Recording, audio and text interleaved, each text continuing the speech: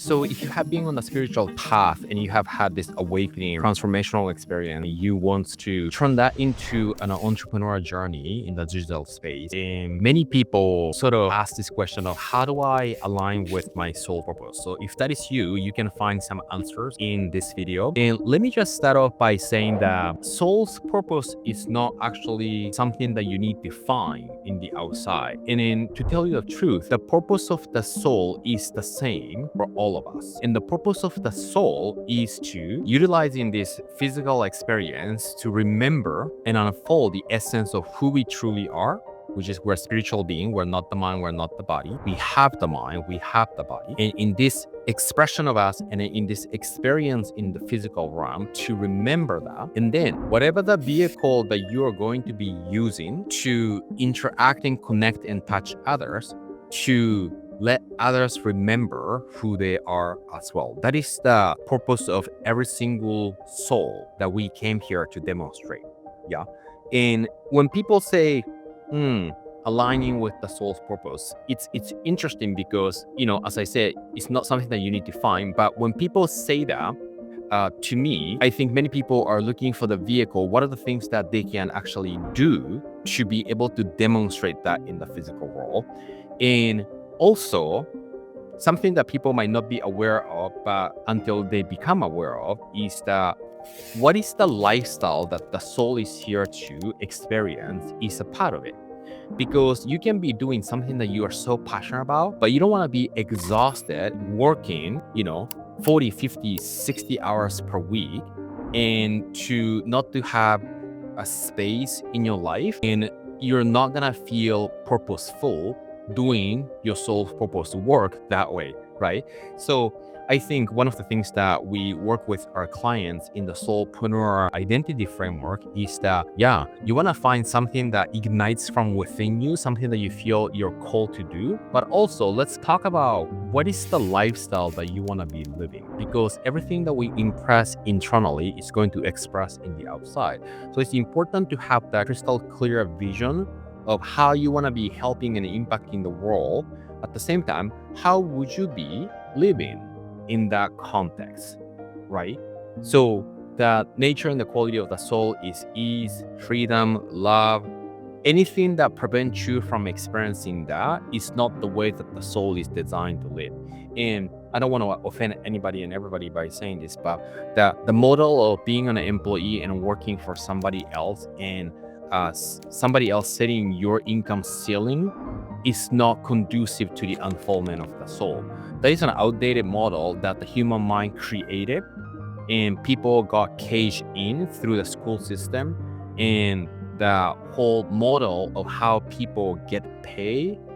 And this is the reason that we, Soul Purpose Group, I'm gonna share with you what that group is about in a moment, is so passionate about and feel purposeful to help people become an entrepreneur.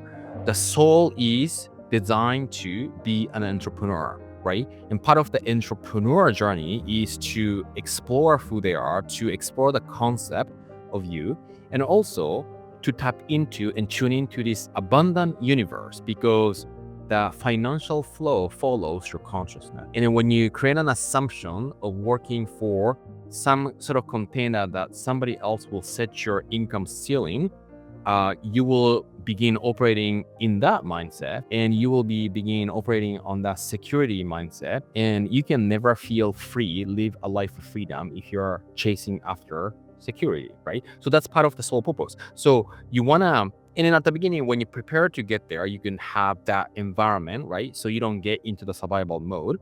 But then ultimately, I believe in each and every soul creating their own thing. Yeah. Let me share with you 3 things that will help you to align with the soul purpose vehicle, right? Number 1 is to truly tap into the heart's desire. Yeah. And this is something that I want you to do as an exercise. Have a piece of paper, blank sheet of paper, and begin writing, let's say 50, from number 1 to number 50. And then begin answering the question of what is it that you are truly desiring to create, you are truly desiring to live, how you want to be living. If I could do, be, have anything you want there. and what are the kind of impact that you want to be creating in this world. What are the all the desire, right? Desire is the expression of the heart that transmute into the intellectual want. And the desire in the heart comes from the urge of the soul seeking expression. And when you engage in this practice of writing down 50 things that you desire to create in this physical life, you want to recognize maybe you are wanting something because your parents wanted you to want when you're little, or you're not allowing yourself to want something because of your current belief that you believe that you are not gonna be able to have. Yeah. Recognizing the limitation and the story that you're creating in your mind that is preventing you from dreaming big is important, and then knock off all those walls and limitations in the mind and begin answering the question, or if I could do have anything I wanted in this life, what would I desire? And begin writing hundreds, 50 of those. 50 is good. 150. And then what's gonna happen is that when after you wrote 20, 25, you might get stuck. Okay, what else can I want, right? But you want to keep going with it, right? 100 sometimes can be a little too long for people. 50 is good, but I can guarantee that you won't be able to come up 50 right away. You will get stuck a little bit in 2025. You're gonna need to think about it. You're gonna need to allow yourself to dream a little bit bigger. You're gonna need to allow yourself to dream and paint the picture in your mind with a little bit more detail. So that's the exercise number 1 that I want you to do. Now, alignment with the soul purpose. So the gift and the vehicle that you are gonna use to help others wake up is always something that feels natural to you. Let me share a little bit more of my background. So I have done different sports.